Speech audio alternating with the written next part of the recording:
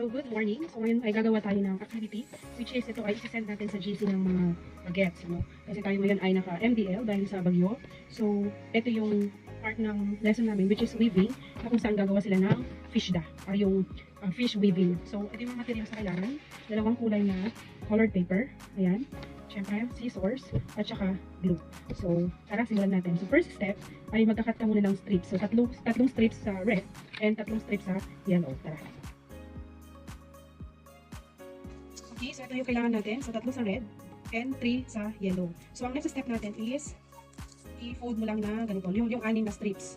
Ito. Yan. So, 1.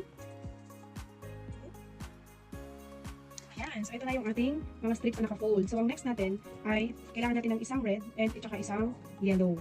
So, first step ay ganyan. So, red. Sa kabila naman, yellow ang nakikita. So, ito yung unang step. Then, lagay ng glue. Okay, ang next step, so ganito siya. Lahat ng yellow ay ilalagay natin dito, pero alternate ang paglalagay. So, ganito mangyayari dyan mamaya. Ayan. So, paano? Unahin muna natin si yellow. So, dahil red yung nandito, kailangan, ang ipapasok natin ay si yellow naman. Ayan. Tapos, ganyan. Dapat ang nakikita dyan ay si yellow. Sa kabila naman, dahil yellow yung una, should be red. Ayan.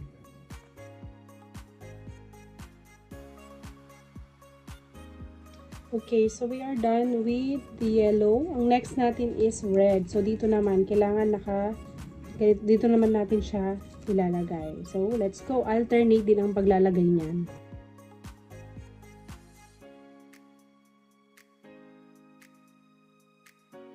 Yan. So, kapag na-weave na siya, ganito yung magiging itsura niya. So, alternate na siya. Yellow, red, yellow. Red, yellow, red. Yellow, red, yellow. So, pag binaliktad mo, ganun din. Yan, red, yellow, red, yellow. Alternate yung mga kulay. So, ngayon, lalagyan na natin ng glue.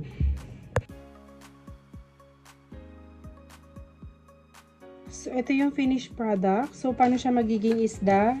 Ito. Or, paano siya magiging form na isda? Ikakat natin yung gitna. Itong yellow sa gitna. Cut lang natin. And then, yung red dito sa gitna. Yan. So, eto na siya. Dahil nakat na natin, pwede nating lagyan ng glue. Ayan siya. So, ngayon naman, lalagyan natin ng eto yung palikpik niya. Ikakat natin. So, tara, ikat natin.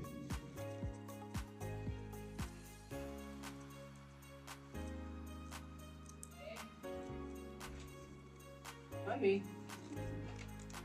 So, ito na yung kanyang palikpik. Yan. Then, etong buntot, babawasan lang natin ulit.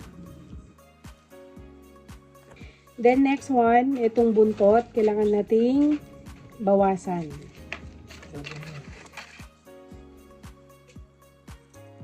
Ayan. Ay, ito na ang ating isda. Yan. So, ito na yung weaving natin na fishda. Lagyan lang natin ng mata. So, ito na yung ating fishda. Ayan, swim, swim. Ayan. So, okay, sundan nyo lang yung step kung paano ko ginawa ito sa weaving. Ito yung sinend ko sa mga GC ng mga estudyante ko. Ayan, so salamat. Bye!